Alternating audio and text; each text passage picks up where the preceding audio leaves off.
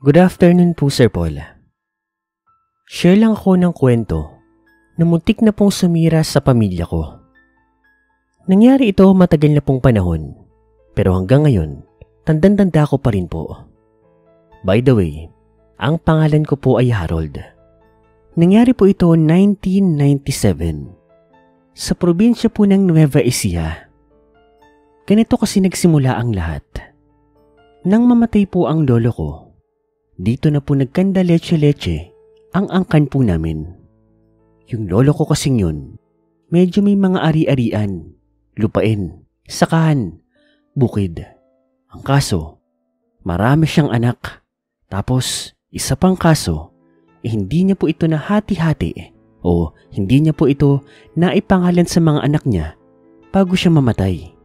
Kaya ang nangyari, rambol-rambol, kanya-kanya, kanyang angkin, kung sinong mauna, kung nakanino ang titulo. Sa 5 magkakapatid ng tatay ko, ang pinakamarami pong nakuha ay yung panganay po nilang sakim, si Tito Gary. Hindi ko na lang po papangalanan pa yung 3. Kasi yung 3 po na kapatid po ni Papa, halos pantay-pantay po silang 4. Sabihin na lang po natin na ganito, 80% po ng ari-arian ng lolo ko napunta po doon sa panganay nila. Gawan po natin ang breakdown. 80% po ng ari-arian ni lolo napunta po kay Tito Gary. At yung natitirang 20%, pinaghati-hatian po ng natitirang magkakapatid. Tig 5% po sila. Ganun kalupit. Siyempre, galit sila. Kinompronta pa nga nila si Tito Gary. Pero masyadong matigas si Tito Gary. Binigyan lang niya ng tigi 1 milyon yung magkakapatid. Pero hindi yun ang gusto nila. Ang gusto nila ay ang patas-patas na hatian. Ngunit, hindi naman yun ang gusto ng panganay nila. Ganoon ito kasama. Ganoon ito kasakim. Ganoon ito kabarubal. Bigo pong umuwi ang magkakapatid. Isip naman sila ng isip kung papaano kukunin po ang hati nila.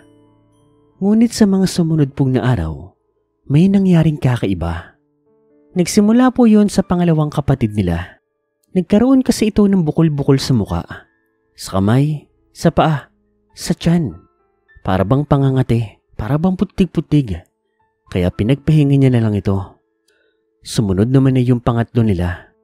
Ganoon din po ang nangyari. Katulad na katulad, sumunod si Papa. Ganun din, hanggang sa bunso nila. Sa madaling sabi, silang 4 na magkakapatid na nakakuha ng karampot na mana, nagkaganoon. Nagpa-check up nga sila ng sabay-sabay. Anila, baka virus, baka viral infection, o kung ano man. Ngunit, wala naman daw silang napala sa pagpapacheck up sa ospital. Nagpa-test daw sila. Pero wala naman daw mali. Walang findings, normal lahat. Niresetahan lang daw sila ng gamot, ng pangpahid. Banas na banas nga ang tatay ko nun. Kasi parang nagsayang lang daw sila ng pera. Ngunit lumipas po ang mga araw. Lumala po ng lumala ang kalagayan nilang 4.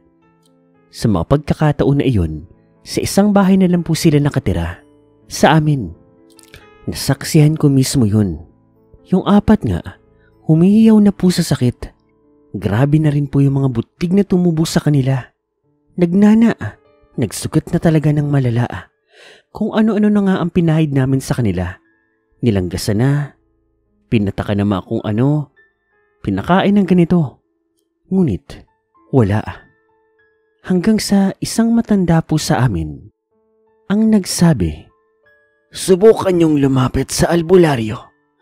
Baka ito ang makasagot sa tanong ninyo." Sa totoo lang, hindi kami naniniwala sa mga ganong bagay. Pero wala naman kaming choice eh. Lumapit na kami sa siyensya at medikal, sa mga doktor. Pero wala naman silang nagawang tama. Dahil po doon, naghanap po kami ng isang albularyo. Nahirapan nga kaming humanap. Kasi sinabi namin ng lagay ng tatay ko, ng mga kapatid niya. Karamihan sa mga tumingin, sa mga nakanig, hindi sumubok lumapit. Hindi sumubok pumunta. Ngunit, Isa lang po ang tumulong sa amin. Isang albularyo na nagmula po sa Cavite.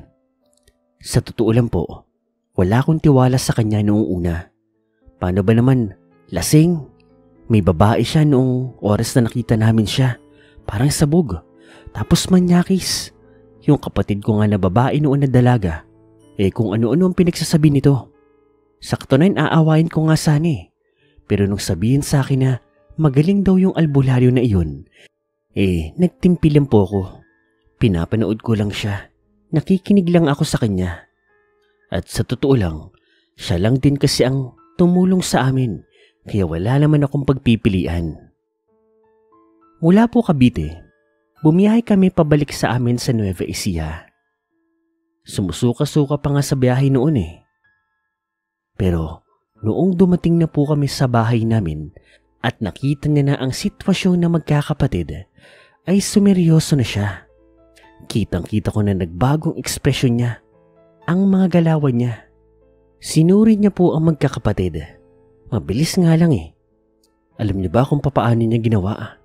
Yung nana po ng tatay ko, kinalabit niya, sabay dila. Masuka-suko nga ako eh. Pero pagkatapos siya pong gawin yun, ang sabi niya, "Kinulam ang mga to. May alam ba kayong may galit sa mga to?"